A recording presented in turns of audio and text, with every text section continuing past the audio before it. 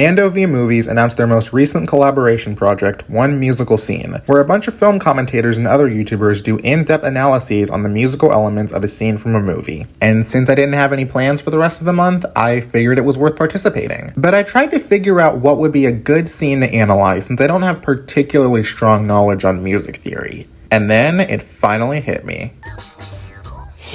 I've become obsessed with The Bad Guys ever since it came out. It just gets better and better the longer I think about it, and I plan to dive into it significantly moving forward. But today, I wanted to draw attention to the song Good Tonight, which is the one musical number that's performed in the film. It might seem out of place at face value, but on top of being an absolute banger on its own, it actually contributes much more to the story and themes than I initially gave it credit for. But we should probably get a little bit of context before diving into the scene itself. So let's go back a few minutes.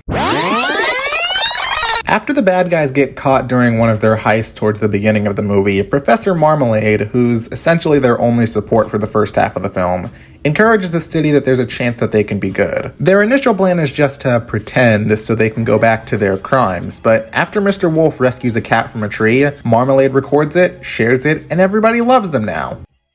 Yeah, this movie is kind of flawed in the pacing department, but that's not important right now. Afterwards, they all get invited to a party where they plan to steal the award that they tried to steal before. It starts out pretty smoothly, but then the cop almost catches Snake and it looks like everything's gonna go to crap, and... Interesting. The first thing I want to draw attention to here is how this song starts off as an a cappella. It heightens the tension of the scene given how the bad guys are as close to being caught as they are. But there's a duality to Piranha's lyrics in the first verse that can be applied not only to their immediate circumstances, but the main message of the story. When Piranha sings, "Look at me, tell me what you see," that's reflective of the main conflict all of the characters have to overcome. They're mostly bad because of how society perceives them, and that is the only thing that society thinks they're good for, which is owed to their threatening demeanors. But it also works in the context of this scene since it's meant to be a diversion to avoid getting caught.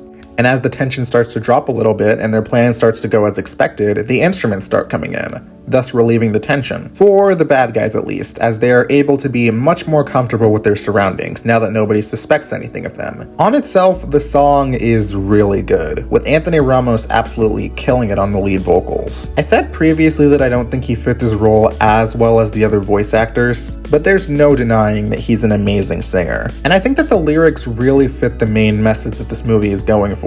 The idea that you don't have to be taken at face value and have a chance to be yourself underneath what you look like on the outside. But there's one ironic little detail about this scene that I want to take note of here. This song is being played while the bad guys are stealing from the people that are trusting them.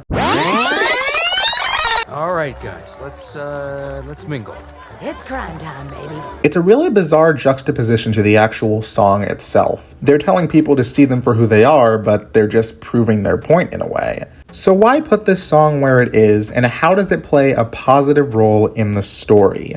Well, there's one simple reason for that, and that's Mr. Wolf. Out of all the 5 main characters, he seems to be the only one where this message is internalized in this moment. That he doesn't need to pretend in order to be liked. And that's crucial for the remaining characters' development because of how it allows it to be much more of a natural progression. It would seem much more artificial if the popularity and fame were the only thing that transitioned the bad guy's mindset.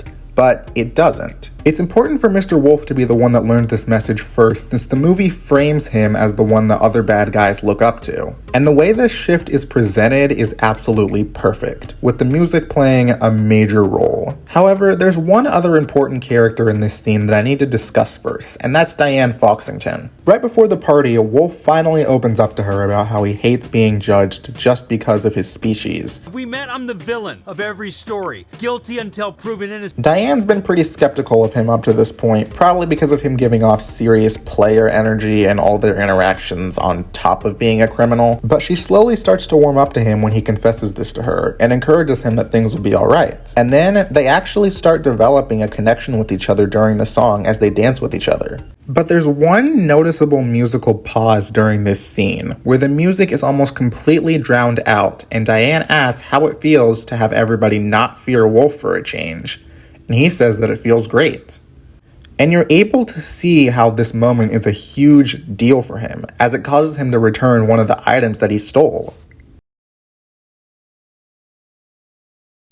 Before, bam, the volume comes back up and the song keeps going strong. This is intentional. The inclusion of this song is deliberately made to run antithesis to what's happening on screen, and having the song be silenced when Wolf genuinely has an optimistic change of heart is genius. It shows how he's become far removed from his teammates' motivations and sets him up for really good character growth afterwards. In fact, it even causes him to thwart the operation by the end, since he actually wants to try and be good for a change, now that he knows what it feels like. It's a stepping stone for what's to come for the remaining characters as a group. Even the tail wag becoming a little detail for all their change of hearts. All of this coming out of what is seemingly just a random out-of-nowhere song that feels like it was made as an excuse for the characters to dance. And as crazy as it is, I think it's fantastic both on its own and in the context of this film. Or maybe I'm just overanalyzing at this point, I honestly don't really know. Seriously, you guys better believe I'm going to give this movie its own video, don't you worry. And that's my analysis on Good Tonight from the Bad Guys. Go watch this masterpiece if you haven't already.